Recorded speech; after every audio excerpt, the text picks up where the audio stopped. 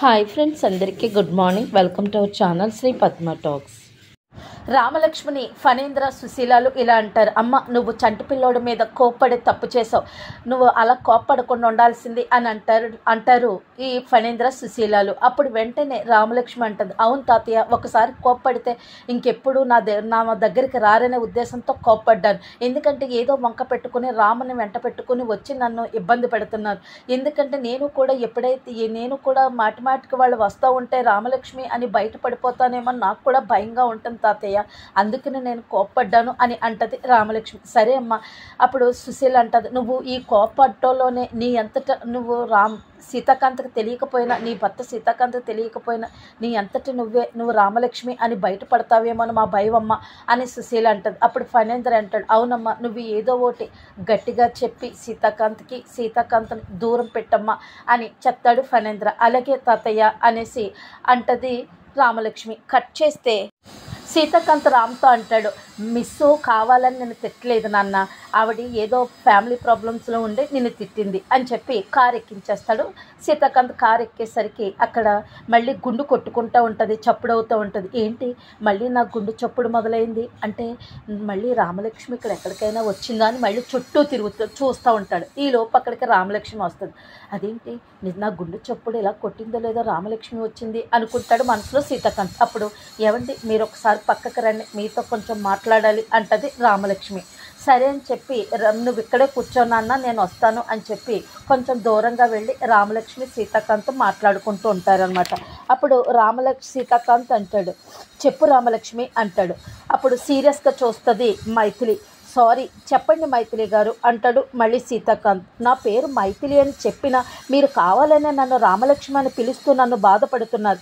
నా కన్నీళ్లు చూసైనా మీ మనసు కరగటం లేదా అని రామలక్ష్మి అంటూ ఉంటుంది. అది నా ఉద్దేశం కాదండి అని మళ్ళీ సీతాకాంత్ అంటాడు. మీ ఉద్దేశం అది కాదు అన్నప్పుడు నాకు ఇష్టం లేని పేరుతో నన్ను ఎందుకు పిలుస్తున్నారు అని రామలక్ష్మి అంటూ ఉంటుంది. అలాగే అసలు నా వెంట ఎందుకు పడుతున్నారు అని రామలక్ష్మి అంటూ ఉంటుంది. అప్పుడు వెంటనే సీతాకాంత్ అంటాడు, నేను అదేమి లేదు మేడం, మా నాన్నకి మీరు పాఠాలు చెప్తానని అన్నారు కదా, అందుకనే మేము వస్తున్నాము అని చెప్పి అంటాడు సీతాకాంత్. నిజం చెప్పండి, నా కళ్ళల్లో సూటుగా చూసి నిజం చెప్పండి అని రామలక్ష్మి అంటది. వెంటనే సీతాకాంత్ ఏం చేయలేక అలా చూస్తూ ఉంటాడు. అప్పుడు వెంటనే రామలక్ష్మి అంటది, మీరు చెప్పలేరు, ఎందుకంటే నా కళ్ళల్లో సూటుగా చూసి చెప్పలేరు, ఎందుకంటే మీరు చెప్తున్నది అంత అబద్ధం కాబట్టి. ఏంటండి మీకు నాకు ఏంటి సంబంధం అని రామలక్ష్మి అంటది. వెంటనే సీతాకాంత్, ఏ సంబంధం లేదా రామలక్ష్మి అంటాడు. అదిగో మళ్ళీ రామలక్ష్మి అంటున్నారు, నాకు మీకు ఏ సంబంధం లేదండి, నా పేరు మైథిలి, నేను ఒక స్కూల్ ప్రిన్సిపల్గా మీ అబ్బాయికి పాఠాలు చెప్తున్నాను, అదే మన ఇద్దరి మధ్యలో ఉన్న సంబంధం, అంతే తప్ప ఏ రకమైనటువంటి సంబంధం లేదు అనేసి అంటది.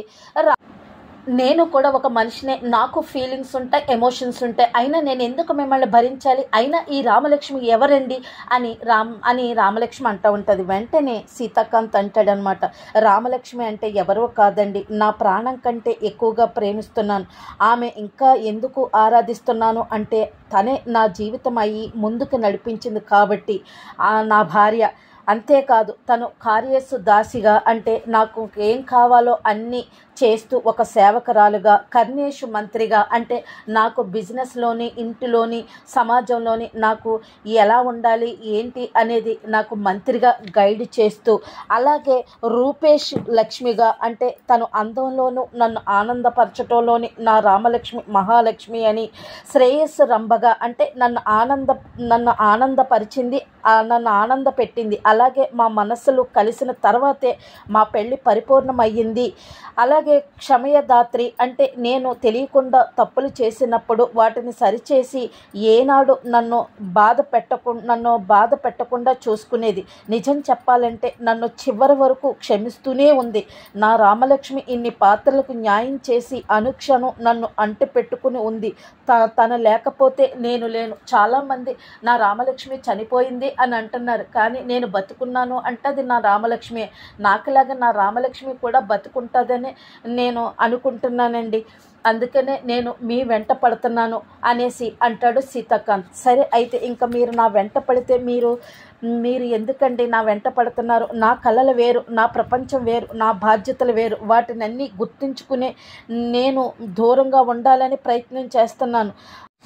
కానీ మీరు మీ భార్య పేరుతో నన్ను టార్చర్ పెడుతున్నారు. నేను ఇంక టార్చర్ భరించలేకపోతున్నాను. ఇంకా కానీ నన్ను కానీ టార్చర్ చేశారు అంటే కనుక మీ మీద హెరాస్ చేస్తున్నారనే నేను కేసు పెట్టాల్సి వస్తుంది, జాగ్రత్త అని చెప్పి అక్కడి నుండి రామలక్ష్మి వెళ్ళిపోతూ ఉంటుంది. రామలక్ష్మిని అలా చూస్తూ సీతాకాంత్ అనుకుంటాడు, ఏంటి నిజంగా తిన నా రామలక్ష్మి కాదా, మైథిలియేనా, ఎందుకు తిని ఇలా మాట్లాడుతుంది అని ఆలోచనలో పడతాడు సీతాకాంత్. కట్ చేస్తే రామలక్ష్మి లోపలికి వస్తుంది. ఈలోపు వాళ్ళ తాతయ్య ఫణేంద్ర సుశీలాలు రామలక్ష్మిని పట్టుకుని ఏడ్చేస్తుంది, కౌగిలించుకుంటూ హక్ చేసుకుంటుంది అనమాట. వాళ్ళ నాన్నమ్మ సుశీల, ఏంటమ్మా నేను విన్నానమ్మా, నువ్వు నీ భర్త మాట్లాడుకునే మాటలన్నీ విన్నాను. నీ భర్తకు నువ్వంటే ఎంత ఇష్టమమ్మా, అలాగే నీ భర్త అంటే నీకు ఎంతో ఇష్టము, ఈ బాధ అంతా కడుపులో పెట్టుకుని ఎలా బతుకుతున్నావమ్మా అని చెప్పి సుశీల హక్ చేసుకుని ఏడుస్తూ ఉంటారు. సుశీల అలాగే రామలక్ష్మి, ఏం చేయను నానమ్మ, నా పరిస్థితి ఇలాగొచ్చింది, ఇలాంటి పరిస్థితి ఎవరికి రాకూడదు నానమ్మ అని చెప్పి బాధపడుతూ ఉంటే నాకు చచ్చిపోవాలని ఉంది అని అంటది రామలక్ష్మి. వెంటనే ఫణేంద్ర, ఎందుకమ్మా ఆ మాటలు అనకమ్మా, నువ్వు చచ్చిపోతే మేమేమైపోతాం, నిన్ను మా మైథిలిని చూసుకుంటున్నావు నీలో, అలాంటప్పుడు నువ్వు చచ్చిపోయి మాకు బాధ కలిగించకమ్మా, నీకు నీ భర్త అంటే నువ్వు నీ భర్తను ఎలా ప్రేమగా చూసుకుంటున్నావో అలాగే నిన్ను మా మనవరాలుగా ప్రేమగా చూసుకుంటున్నానమ్మా, నీ భర్త క్షేమంగా ఉండాలని నువ్వు ఎలా కోరుకుంటున్నావో అలాగే మా పట్ల కూడా బాధ్యతగా అలాగే ఉండాలమ్మా అని చెప్పేసి అంటూ ఉంటాడు ఫణేంద్ర. అలాగే తాతయ్య అనేసి అంటూ ఉంటుంది రామలక్ష్మి. కట్ చేస్తే బయట శ్రీవల్లి అలాగే శ్రీలత పైనుంచి మేడమెట్ల నుంచి దిగుతూ వస్తుంది. ఈలోపు బయట నుంచి రమ్య అనే క్యారెక్టర్ ఒకటి ఎంటర్ అయింది ఫ్రెండ్స్. ఇంకా రేపటి నుంచి రమ్య క్యారెక్టర్. రమ్య అంటే ఎవరో కాదు, సీతాకాంత్కి దూరం బంధువు. తను చదువుకుంటున్న టైంలో తను ఏం చెయ్యాలో చదువు అయిపోయిన తర్వాత ఏం చేయాలో తెలియని పరిస్థితిలో సీతాకాంత్ ఒక కంపెనీలో జాబ్ చేయమని ఒక కంపెనీకి రికమెండ్ చేశాడు. అలాగే తను గైడ్ చేశాడు తను ఏం చెయ్యాలని. అందుకనే ఆమె ఇప్పుడు తను ఆ ఊరికి ఒక జనరల్ మేనేజర్గా, ఆ ఊరిలో ఒక కంపెనీలో జనరల్ మేనేజర్గా వచ్చింది. ఆ విషయం చెప్పడానికి సీతాకాంత్ వాళ్ళ ఇంటికి రమ్య వస్తుంది. ఈ లోపేమో హాయ్ ఆంటీ అంటది శ్రీవల్లిని శ్రీలతని. హాయ్ అని అంటారనమాట. ఏంటి ఎలా దిగబడ్డావు అనేసి అంటుంది శ్రీలత. అప్పుడు అంటుంది అనమాట శ్రీవల్లి, ఏంటత్తి గారు ఇప్పుడు మళ్ళీ ఈవిడొచ్చింది ఏంటి అంటే, అబ్బా ఒక దరిద్రం, రామలక్ష్మి అనే దరిద్రం వదిలిందంటే మళ్ళీ ఇది వచ్చింది అనుకుంటూ ఉంటారు శ్రీవల్లి శ్రీలత. ఈ లోపేమో సీతాకాంత్ వస్తాడు. ఏంటి రమ్య ఇలా వచ్చావు, ఎలా ఉన్నావు నువ్వు అంటే, బాగున్నాను సార్, నేను ఇలాగ జనరల్ మేనేజర్గా జాయిన్ అయ్యాను, మిమ్మల్ని కలిసి వెళ్దామని వచ్చాను అని చెప్పి, ఇదిగోనండి మీ అందరికీ గిఫ్ట్లు తీసుకొచ్చానని చెప్పి అందరికీ గిఫ్ట్లు ఇస్తుంది. సరే రామలక్ష్మి గారు ఎలా ఉన్నారని కూడా అడుగుతుంది. ఏం మాట్లాడితే సీతాకాంత్ సీరియస్గా రామ్ అంటాడు. ఏంటి అలా సీరియస్గా ఉన్నావని రమ్య అడుగుతుంది అనమాట. సరే ఇప్పుడు ఎక్కడ ఉంటున్నావు నువ్వు అంటాడు సీతాకాంత్. అంటే నేను ఎక్కడైనా హాస్టల్లో జాయిన్ అవుతాను, ప్రజెంట్ ఎక్కడ ఉండట్లేదని అని అంటే, ఎందుకు హాస్టల్లో ఎందుకు మన ఇంట్లోనే ఉండు అని అంటే, అప్పుడు వెంటనే శ్రీలత అంటది, ఎందుకు నాన్న మన ఇంట్లో అంటే, అదేంటమ్మా మన ఇల్లు ఇంత పెద్ద ఇల్లు ఉంది కదా, అది కాక తన దూరపు బంధువు కదా అనేసి అంటాడు సీతాకాంత్. వెంటనే శ్రీవల్లి, బావగారు ఆర్డర్ వేశాక తప్పుతుందా అనేసి ఇంకా అందరూ ఎక్కడికక్కడికి వెళ్ళిపోతారు. ఈలోపు పక్కన బాధపడుతూ ఉంటాడు రామ్. ఈలోపు శ్రీవల్లి శ్రీలత చూస్తారు. చూసి రామ్ బాధగా ఉన్నాడు అత్తయ్య గారు చూడండి అని చూపిస్తూ ఉంటుంది శ్రీవల్లి శ్రీలతకి. అలా చూస్తూ ఉండిపోతారు. అంతే ఫ్రెండ్స్.